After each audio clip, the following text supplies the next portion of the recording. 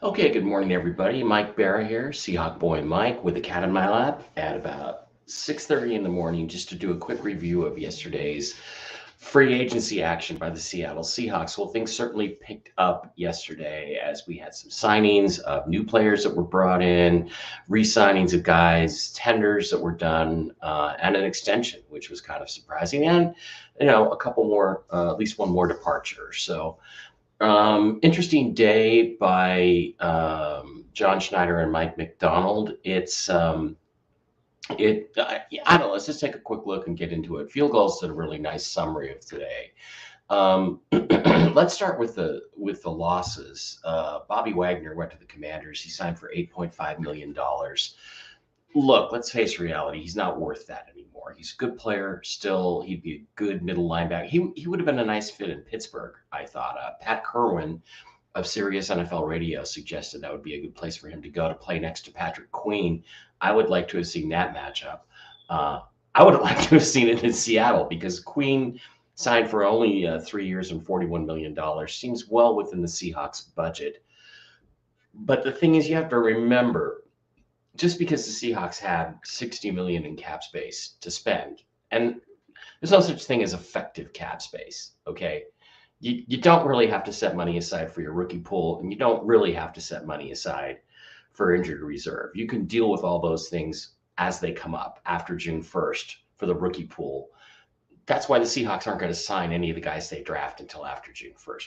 Trust me, because there's still some June 1st moves they could make that could create cap space to cover that 10 or $12 million, whatever it might end up being, in first year signings. So I, I would have been okay with re-signing Wagner, and drafting a guy in behind him, at some point in the draft if they had signed Patrick Queen, but they haven't done anything at the linebacker position really, and it is kind of a weird situation. So 8.5 million though is too much for him at his age, 34, 35.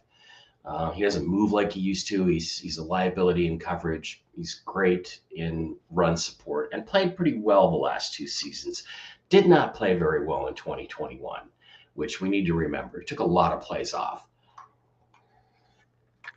as Rob Staten pointed out. So I'm not sure what to think about this. I think that there need to be some moves at linebacker just to bring bodies in. Okay, now the extensions, that was kind of surprising.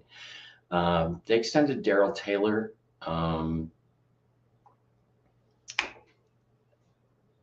Taylor flashes. He's flashed a few times and done some good things, but he, all he does is get sacks. He's a liability against the run. This is a guy you want to play purely as a pass rusher on the occasional passing down, second down and long, third down and long. You want to bring him in. They extended him. I assume they did so to save some more cap space over a couple years, and they are now set, I think, at that outside linebacker pass rushing position. They did tender quarterback Michael Jackson and linebacker John Radigan. I think they tendered Jackson at the fifth round level, meaning they're going to get a fifth back for him if somebody signs him. I don't think anybody's going to sign him to a contract and give up a fifth round pick for him in addition to that. So John Radigan, I don't get it. He's not really a linebacker. I don't even know what he is. He can't possibly be in their plans. Seriously, he can't seriously be in their plans. Now, Artie Burns, they also re-signed. I didn't think much of what Burns did last year, but I didn't see him do much. I didn't see him out there that much. So it's a weird choice, but maybe an indication of something with the Seahawks. The guys they brought in, the new guys they brought in George Fant. They brought George Fant back as a tackle. And then people are, oh, this must be really bad news for Abe Lucas. No, it's not. He just had surgery on his knee. And, again, you have to pay attention to what Schneider said. He said, we're really hopeful. We hope that this surgery will end Abe Lucas's knee problems. Well, if it doesn't, George Fant is insurance, and you got him back now, and he can play right tackle or he can play left tackle. He's also insurance against Charles Cross. Don't forget, Charles Cross, who to this point has been an average starter at left tackle, has missed some games too. So I don't really, I don't really think that that's um, any indication as to where Abe Lucas is at. I think it's just they want depth at the position, and it's also a very strong indication. Well, we'll talk about that in a second. And then Nick Harris, a guy that nobody's ever heard of, played a few games for the Browns, I think at center. Um, Bringing him in to compete at center, and against Olawatimi, who's going to be probably the starting center. And then Rayshon Jenkins, the safety they had in a couple days ago, does not count against the compensatory pick thing. Was brought in, and he looks like a good player. I mean, some people say he doesn't tackle that well. I've seen some clips of him getting run over. Let me just say something. I can show you clips of every safety in the NFL getting run over by Derrick Henry. That doesn't mean anything. But it seems like he's more of a coverage guy than he is a than he is a big hitter, and that is a change in emphasis. Definitely a change in emphasis. Now let's go through some of the comments and things that were posted about these guys yesterday from Seahawks Twitter. I hate to bring Corbin Smith into it because he's a dumbass liberal, but he does make a couple good points here that are worth commenting on. He makes a couple early observations on Seahawks free agency. One, Mike Macdonald clearly likes his entire cornerback room, biggest area of continuity. Yeah, that was a point that I was going to make myself.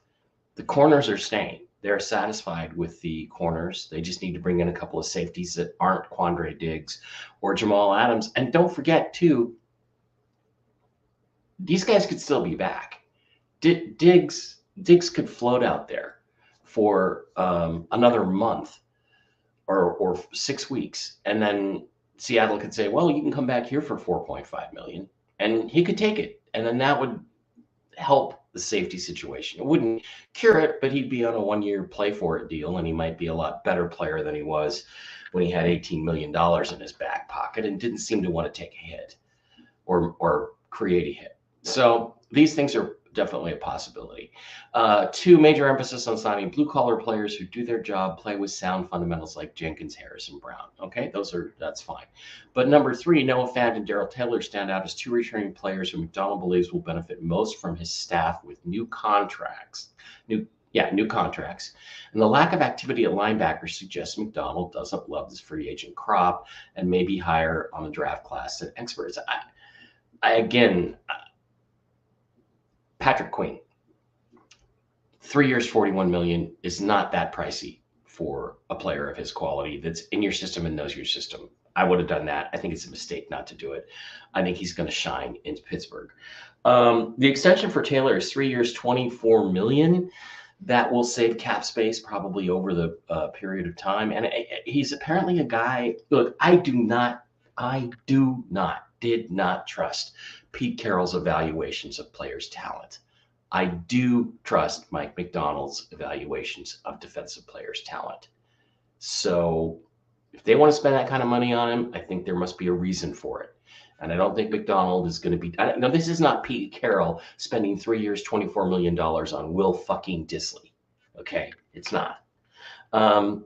Devin Bush, Seahawks linebacker, is visiting the Browns. Usually when players take visits, that means they're going to sign somewhere else. It means Bush isn't going to be back. So right now our situation is we really don't have inside linebackers. We don't have anybody right now. And please God, not Cody Barton. Okay, please God, no. Also, Brendan Nelson, Seahawks retired Nelson, says, is there a reason why it's taking so long for contract details on Tyler Lockett, Leonard Williams, Noah Fant, Rayshon Jenkins, George Fant, Darrell Taylor, and Artie Burns to come out? Well, Taylor's came out. It's very frustrating not being sure how to feel. Yeah, I agree 100% on that because it's just weird. The Seahawks do this, though, sometimes. They hold back and hold back and hold back on contract details. But I suspect now that the league year has actually started, they will be forced to turn in contracts, and then we'll have some idea where their cap situation is. Darrell Taylor's extended, so all four of their edge guys are going to be back. Uchenna Nwosu will be back from his knee injury. Boye Mafe is going to be back with his 9 sacks. Derek Hall and Darrell Taylor. It's not a bad outside linebacker pass rush group. It's not. They don't desperately need to add an edge because they have these four guys and they like these four guys. The fact that they committed to Taylor means he's going to be here for a couple more years. And Derek Hall, all we know about Derek Hall is that the Seahawks evaluated him as a first-round talent last year and took him in the second round, and he did nothing. And nobody really knows what the problem is. It must be visible on the practice field, but let's hope that Mike McDonald can coach something out of him. But I don't think edge is an area where they're going to be looking for anybody. Brock Heward points out the Seahawks are continuing to make role player additions, but looking at PFF, it's a bit surprising their highest graded linebacker and third highest graded coverage linebacker is still on the market. Tyler Dodson can be more than a role player. That's a great observation. He's a good player from what I've seen of him, which is not a lot. And if it seems like maybe their emphasis now at linebacker is going to be more in coverage than it is run stuffing. I don't know. I would stuff the run, but that's just the way I look at it. But, Dotson may just be expecting crazy money, and the crazy money is over by the third day of free agency. And I don't know why they don't get rid of this stupid tampering period. Just start the league year on Saturday or whenever it started. Yeah, was it Saturday? Just start the league year Monday, start the league year immediately, and just let them sign rather than this 3-year tampering period, which is really free agency. But this might be a name to watch for the Seahawks for a while anyway. Okay, so Bobby Wagner's gone to the Commanders. Seahawks have agreed to terms with former Browns offensive lineman Nick Harris to a 1-year, $2.5 million deal plus incentives per source, maximum of $3.26 million for Harris, who has appeared in 40 career games, probably most of those on special teams from Tom Pelissero. He's played center and left tackle, which is an odd combo. Even Numbskuller points that out. It looks like he's going to compete with Olu at center. So I think we're set at center. I don't think we're looking at center very hard in free agency or the draft. And we'll probably pick up somebody as an undrafted free agent. Maybe if the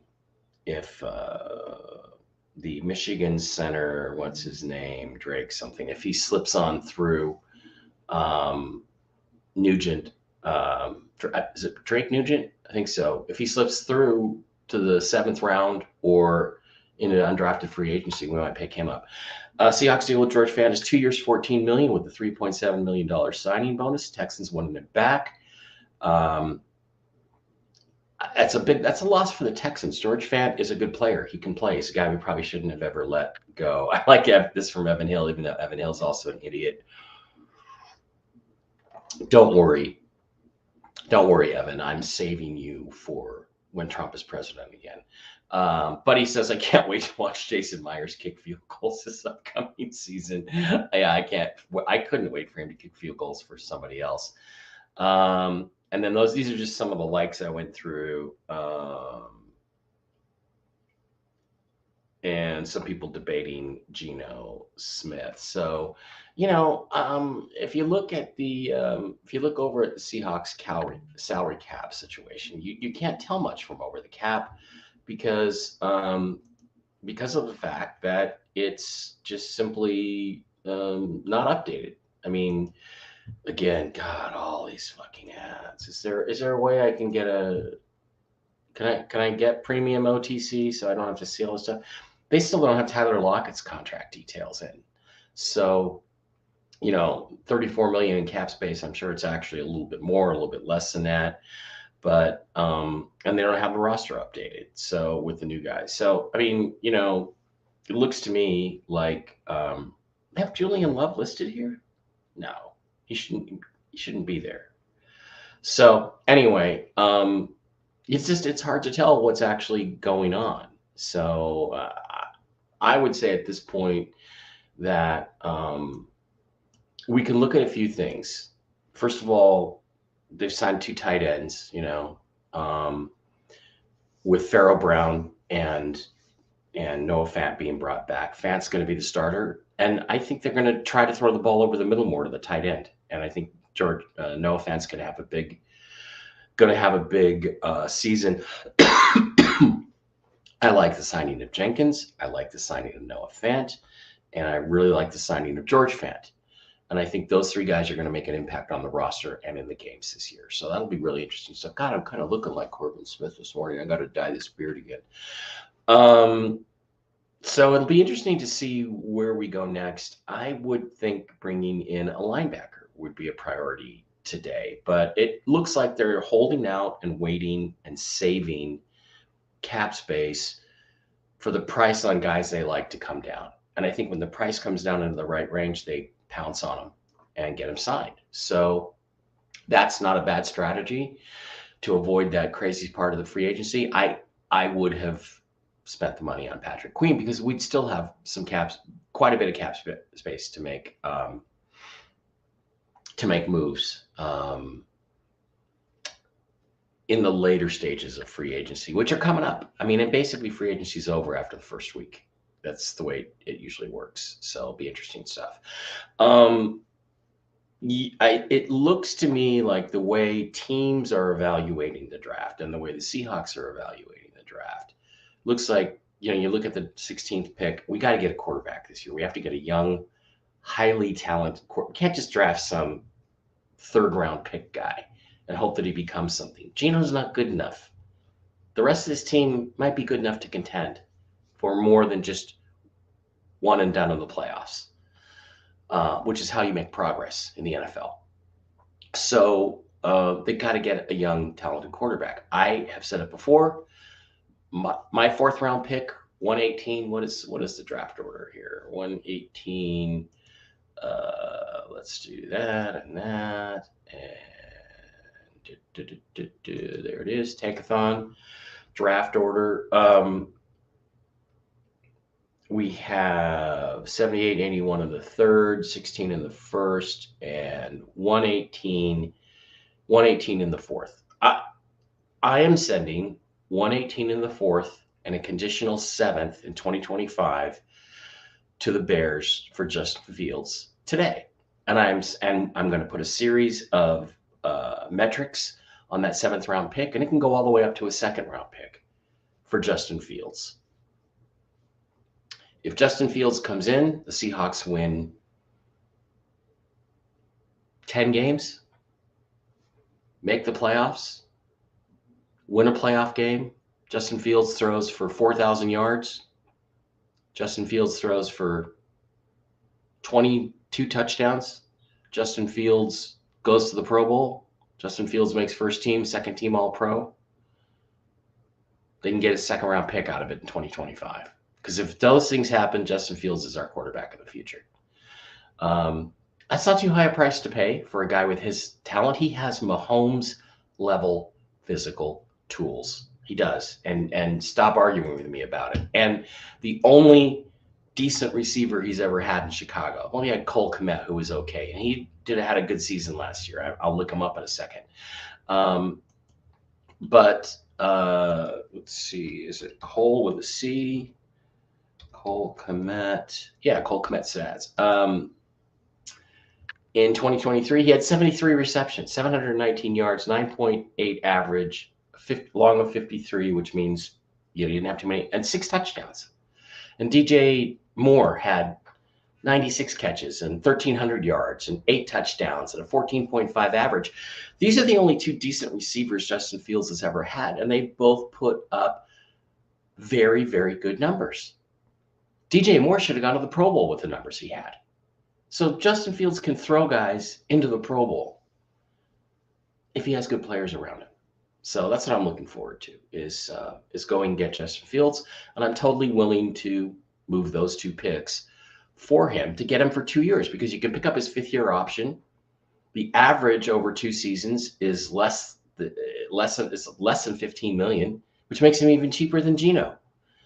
And so I would say I would do that in a flash. I've said it before. I'll say it again. Bring him in, give him some coaching, give him some good players like DK Metcalf and Tyler Lockett and Jackson Smith-Njigba and Noah Fant and Kenneth Walker and Zach Charbonnet and some guys that can block. And who knows what he puts up. I want to find out. I want to see him in a good offense with good coaching, with good players around him on offense. Let's see what happens. There's more upside to that than there is to Geno. Period. Period. But what this means is I think as teams are looking at the draft, they're seeing shortage of tight ends, shortage of pass rushers, and of course, defensive tackles are always valued. But I can tell you what this means too is all these moves mean the Seahawks are not drafting an edge at number 16. They are almost certainly not drafting a center in the first 3 or 4 picks. And they're not drafting defensive linemen, and they're certainly not drafting anybody in the secondary. So that means we can start looking at where would they draft? Well, not wide. We all know they're not going to draft a wide receiver. There's not enough. The tight ends that you're going to have to take in the late first, early second round are guys that last year would have been 4th or 5th round picks. So they're probably not going to bother with tight end except very, very late in the draft. I think the emphasis looks like it's going to be on offensive line. They don't have really, other than Anthony Bradford, they really don't have a guard. I hope they don't re-sign Philip Haynes. He can never stay healthy, and they paid him way too much money last year, $4.5 million for a journeyman who's injured half the time. And no, we can do better than Philip Haynes. Even if you pick guys up off the street. They're not going to draft a center in high because they got 2 centers now that they're paying, and one's a rookie that I think they're hoping is going to take the job, take the bull by the horns. So, interior offensive line, quarterback, linebacker are the biggest areas of need, and another big defensive stud. Unless, of course, they look at the roster and they see things that we don't see. McDonald may look at this guy, what was he, Mike Morris, I think his name was, from Michigan. He may look at him and go, that's my nose tackle next year. We don't need a nose tackle. We don't need a big inside run stuffer because we got this guy. We'll take another one late, but I don't think you're going to see a lot of emphasis on the defensive line because it's not very deep in this draft. So let's see what happens. I would like to see us finish with signing at least one linebacker, inside linebacker, and definitely an offensive guard. And then let's go get our quarterback. And then I'm saying, okay, let's go to the draft and see what happens in the draft after that. That's what I'd like to do, but I don't know what the Seahawks will do. So, I mean, I think it's obvious those are positions they need to target. They're just not going to overpay for a linebacker. They're not going to overpay for a guard. I mean, $54 million for Damian Lewis, that's insanity. And, sometimes when you're Panthers, you have to overpay because you're a terrible team and nobody wants to go there. So, all right, interesting day. We'll see what happens today. We'll see if they fill in a few more holes. And, I completely disagree with dumb shits who say stuff like, oh, the draft is for filling your holes on your roster. No, it's not. Free agency is for filling the holes on your roster. Plug bodies in there, guys that you think can do a decent job for you.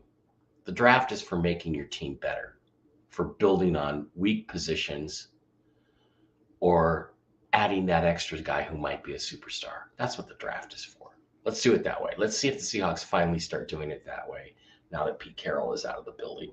All right, that's it. Thanks for being here. All 0 of you. I'm sure 5 or 6 people will see this by the end of the day. But if you do see the content and you do like it, pass it along. Please pass it along on Twitter X or other platforms. And let's build an audience here for debate. I think it's good to talk about this stuff. All right, that's going to do it. Thank you guys very, very much for being here, and I'll talk to you another couple days.